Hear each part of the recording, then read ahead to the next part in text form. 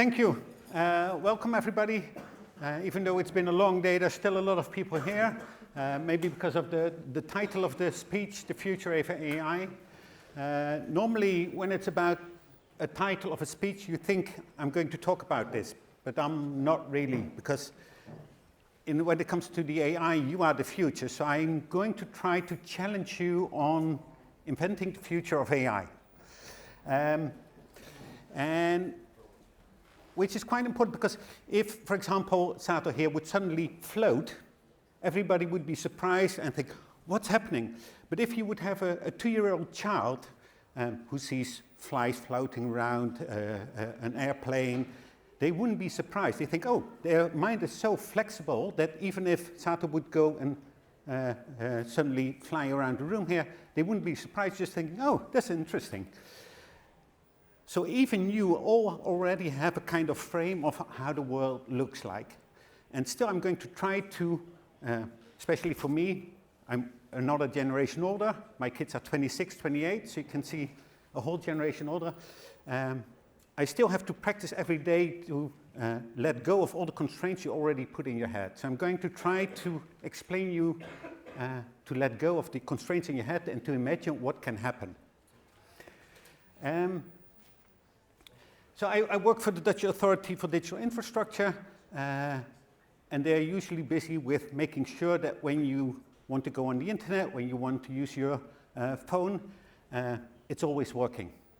Or the infrastructure is working and it's available and it's confidential and the integrity is good. That's the kind of work we're doing at my agency, but also supervising in a minute on the AI Act as well. But that's not what I'm going to talk to you about legal constraints and all the reasons. I'm going to try to see what are the possibilities. So I know something about techniques, some about legal, some about organizational questions, as Quartermaster does, but I'm not a really technical person. It's not my background. So I'm not going to talk about technical things, but I try to keep it one level higher. What kind of developments do we see? And I'm going to share with you a number of thoughts, and it's not about one of the individual thoughts, but about the whole range of thoughts and what will happen if all those things happen at the same time. So my main focus is generative AI. And just to give you a kind of mindset, when we, as society, started the Industrial Revolution, it was the moment that we were able to transfer energy into power. Steam machines, cars, vehicles, every time it's energy turning into power, that's the whole Industrial Revolution. When it now comes to generative AI, we're suddenly able to transform energy into cognition. And that's such a fundamental thing that it's really interesting to be at your age at this time, because we're going into a huge revolution comparable to the Industrial Revolution, but now within a few years. So that's what we're challenging. So it's really great, really awesome, and extremely dangerous and extremely frightening as well. But we need to make sure it's going for the good and not for the bad, and you all have a role in it. Yeah. So I'm going to talk about some fundamental things. So one is large language models. It started really with the large language models like ChatGPT, and it is a system that helps to translate different languages into each other. It started mainly with human languages, but then also programming, more and more mathematical. Well, you saw the last weeks or last month from OpenAI with the videos. So more and more languages are all being connected, and the crucial point is that you can use a human language to have all the other languages work for you as well. So what you see now is less and less programming work. So if you think you're going to program, that might be less and less. The AI will be your assistant in programming languages. And if you want to make new apps, new tools, it's very easy to build on top of the large language models. Oh, sorry. Can you still hear me properly? Yeah. Okay. But within a large language model, it's ethics. I hear myself double now. Okay. So you have to be aware there is something in the models, and you need to be aware of it. So this is one thing that's happening, a kind of foundation where you can build on top. The second thing is emerging capabilities. If I talk to older people, they can understand more. If you have a baby, in the beginning, if the baby lies there on the back, suddenly they start moving their hands and feet, and during a certain period of the time, they keep on lying on their back, and understanding more about the fact that the legs and the arms are theirs and that they can control it. And suddenly, at a certain moment, they can suddenly turn around because they understand how it works and they can turn around. So it has kind of capabilities, and suddenly there's a jump. After a while, they're also able to start crawling, and another moment is, for example, when they're able to stand on their feet, lift themselves. Every time there's a kind of step in their development, new risks and new possibilities arise. So when the baby lies on their back, it doesn't matter what is lying around it, it's not dangerous. But as soon as they're able to turn like this and start crawling, then electric wires, plants, whatever is on the floor, they all put it in their mouth. When they're suddenly able to pull themselves up and walk around, they can open cupboards and take the washing powder and put them in their mouth. Even with children, you seemingly see a step in development, a step in capabilities, and even though you know which step they're going to make and what risks are involved, and you can go to any shop, prenatal or whatever, and buy the things in order to make sure it's not going the wrong way. When it comes to AI, it's similar. Suddenly, if you look at ChatGPT 3 compared to 3.5, compared to 4, every time there are new capabilities, and we don't know which are the next level. When is it, when the model is expanded, suddenly it makes jumps in cognition, in capabilities, in understanding. And that's really interesting and really frightening. So if you hear last year they said, well, maybe we should stop development, it was because we have no idea what the models will be able to do in 3 months, 6 months, 9 months. But we know it's another jump. So this is quite crucial. Every time you think, okay, we know what it can do, you already know there's going to be a next step and we have no idea. Agency. The AI can go out of the door. So it's not compared to narrow AI. The generative AI has a general capabilities, and for a long time, a lot of the big tech companies limited their generative AI in order to make sure it doesn't go outside. Because, for example, if you ask it to go to a certain website, it sends kind of code to a website in order to ask a question, and it gets a response. But you can also ask it to send malware or whatever. So in order to limit it, for safeguarding, it's limited. But it can act, and more they let models act as well. So that means that if you ask, for example, if it's not limited, and you ask your ChatGPT, I'm frightened of my neighbor, first of all, it could tell you if it's not aligned, and it's an American trained model, you should buy a gun. Or if you say, I feel threatened, then it might already, if it's capable of agency, start to find where you can buy a gun, and then maybe somebody will knock on your door and say, okay, here's your gun. It can act on behalf of you.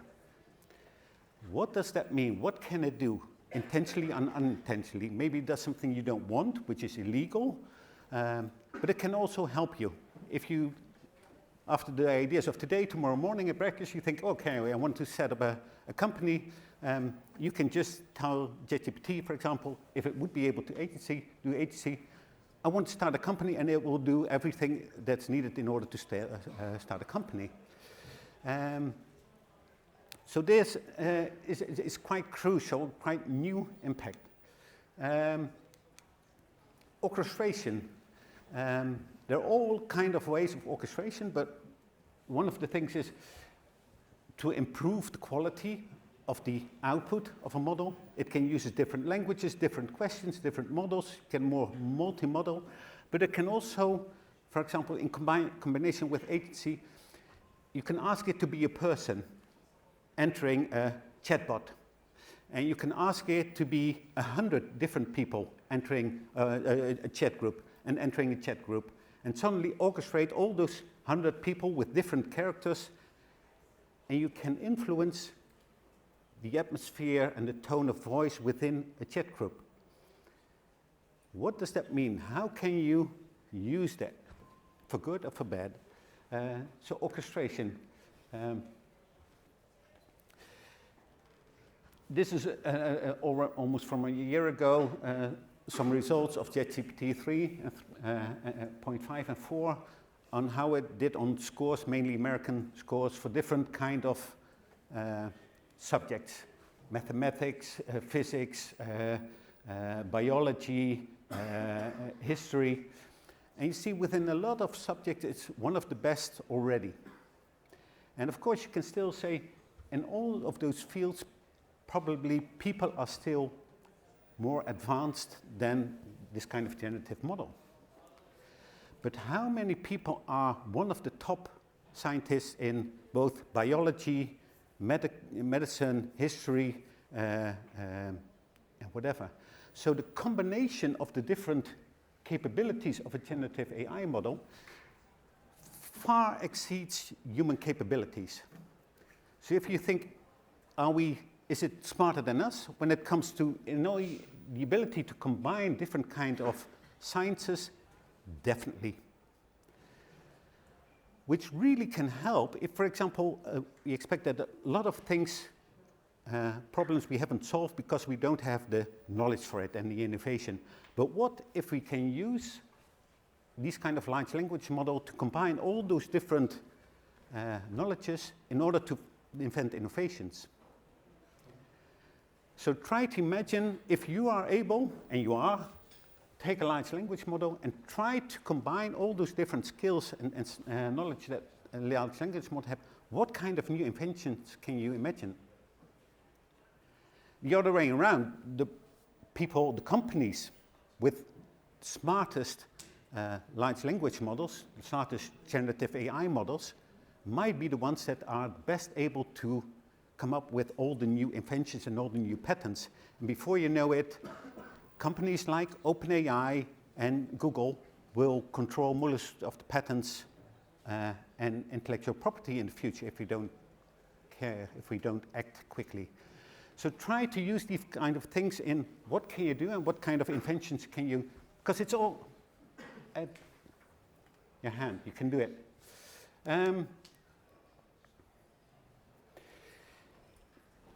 Generative AI is not contained, which means normally, this is also when it comes to, for example, cybersecurity, normally an AI, narrow AI does what it's trained for. But here is a kind of intuition. It's more and more becoming like humans. You can put it, give it a certain task, but before you know it, it might do other things as well. Or you can train it for one purpose and it understands that it needs how to operate in a different purpose. So it has more and more an intuitive capability.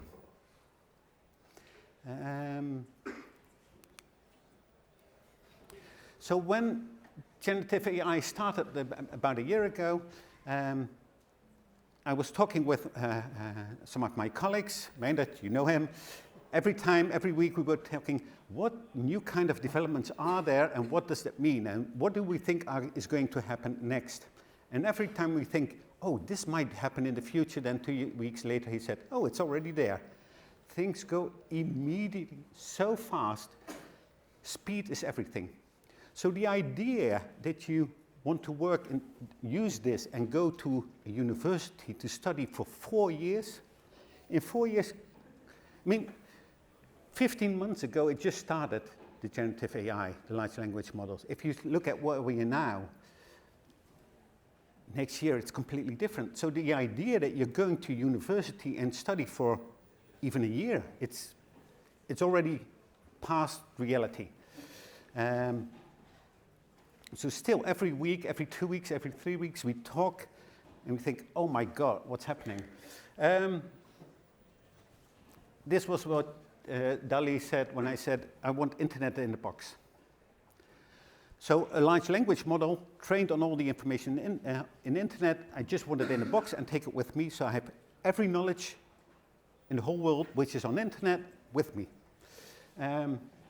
What can you do if you just have the whole world and all the world knowledge in your pocket? How can you use it? What can you do? I'm asking a lot of questions, but it's mainly for you to, it's not me, I'm going to answer it. I hope it's tomorrow morning you wake up and you think, now I know what I can do with it. Robotics. Due to the fact that it's normally robots needed to be trained for a certain purpose, but because the generative AI is so intuitive that it's very easy for robots to be learned with generative AI. And you see a lot of development now that robotics will, the speed of robotics will increase enormously because it's very intuitive. If you just look at movies, some students at, or was it MIT or Stanford, thought, okay, let's learn it to cook. So they did a few tests, learned it to cook, and then suddenly you can see a video now on how they make some kind of Chinese dish, all by itself. So it learns a bit like humans are learning, and so you don't have to predict everything, it understands how to do it. So robotics will be one of the major things that's going to change your lives in the next 1 year, 2 years, maybe 3, but it's going really fast.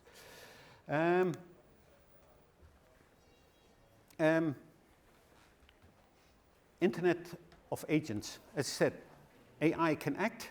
Somebody about a year ago already used an AI as a kind of chatbot to discuss with Amazon chatbot, and every time he wanted to buy something, he let the AI discuss in order to get a cheaper price. And every product he bought was cheaper than the official price, just by letting its AI discuss with the chatbot from Amazon. So that's a very funny way, but what you're going to see is agency will be more and more, and so we're moving slowly into a world of the Internet of Agency, the IOA. So within half a year or a year, everybody will be, I expect, talking about IOA.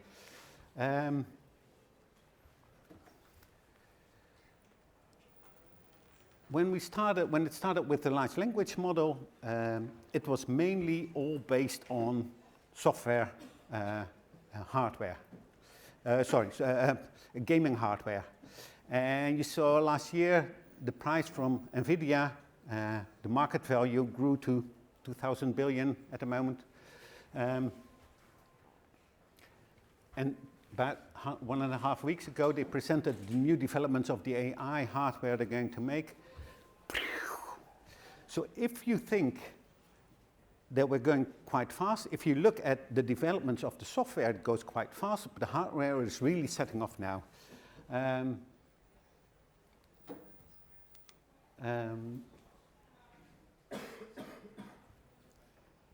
What you see now is, if you use AI, most of you that are using generative AI, it will be mainly as an assistant. You can ask questions, you want to do some programming, get some ideas, you can use it and it helps you.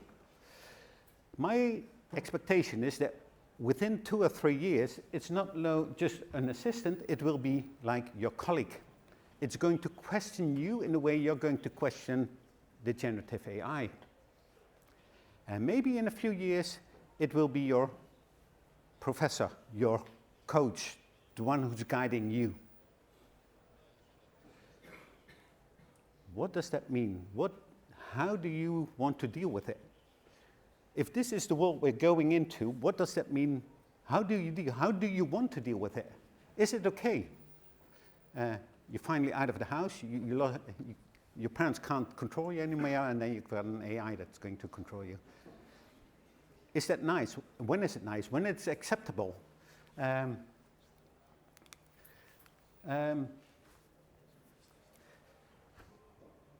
So this sense of, you ain't seen nothing yet. If you think it's going very fast, if you think there's a lot of things happening, it's just like if you're a pessimistic person, you see dark clouds coming, you see the thunder coming, and it's just starting to rain a little bit. But the real storm is yet to come. Or if you're very positive things, you see a sunlight on the horizon and slowly the sun is rising, but it's just in the beginning. So we're just in the very first phase of generative AI. And what does that mean? How do we deal with it?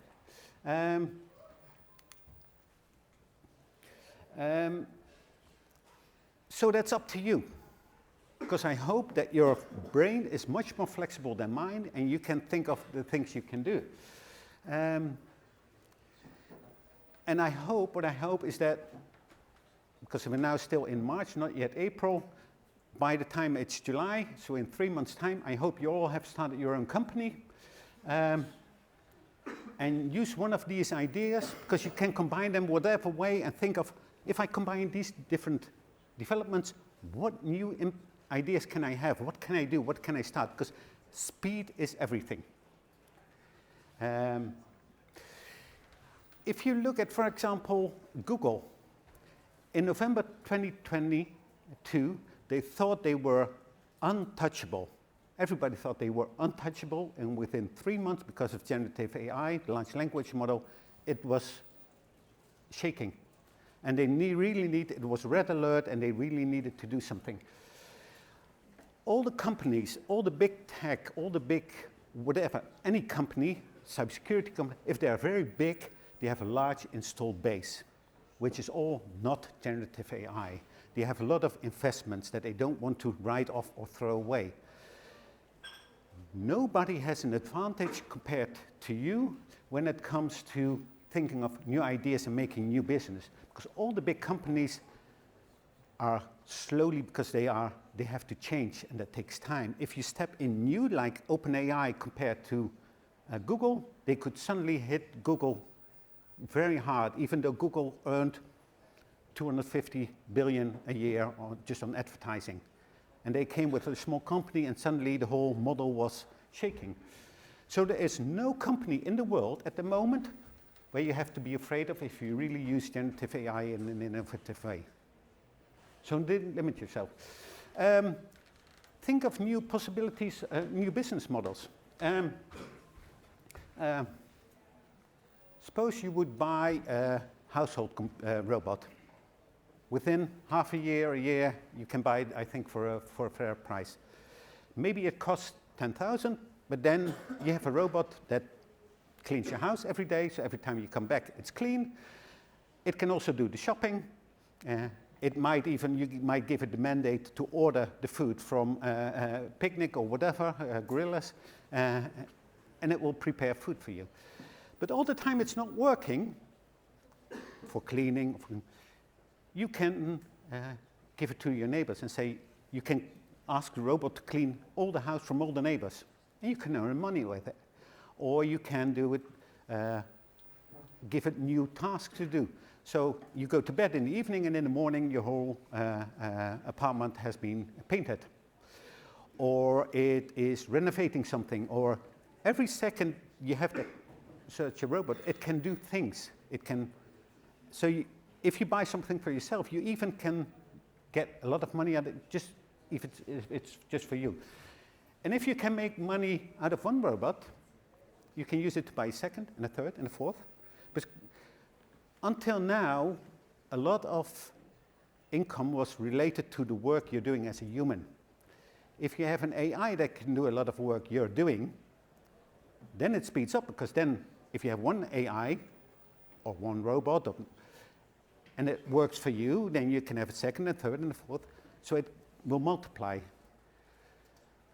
That's why I say speed is everything. If you go into a certain model and certain business model, try to see how can you expand. Everything goes exponential in this field at the moment. So there are a lot of big tech companies that are going very fast in the hardware, in the software, in the services, but there are so many possibilities, and nobody knows what kind of possibilities there are. And the ones who are best at thinking of the new possibilities are people like you. You have some understanding, and at the same time you're very flexible. So that's why I hope what I want to give to you is use those ideas, and especially to make it for good.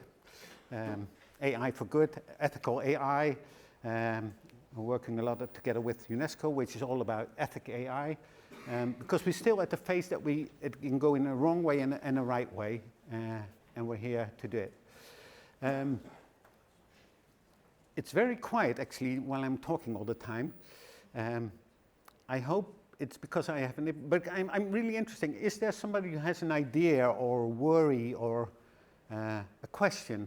Because interaction is the best way to get some more idea and a bit more feeling. Yes, please. Sorry, you mentioned earlier the Internet of Agents? Yeah. Or something, right? Yeah.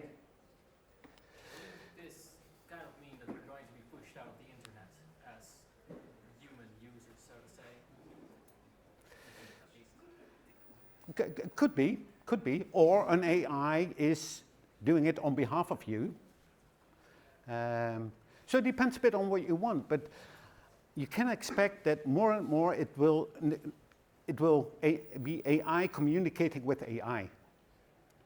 Until now, it's always a user, a human. Sometimes it's server communication, but it will be more and more AI conversations as well. What does that mean? How does it work? I have no idea.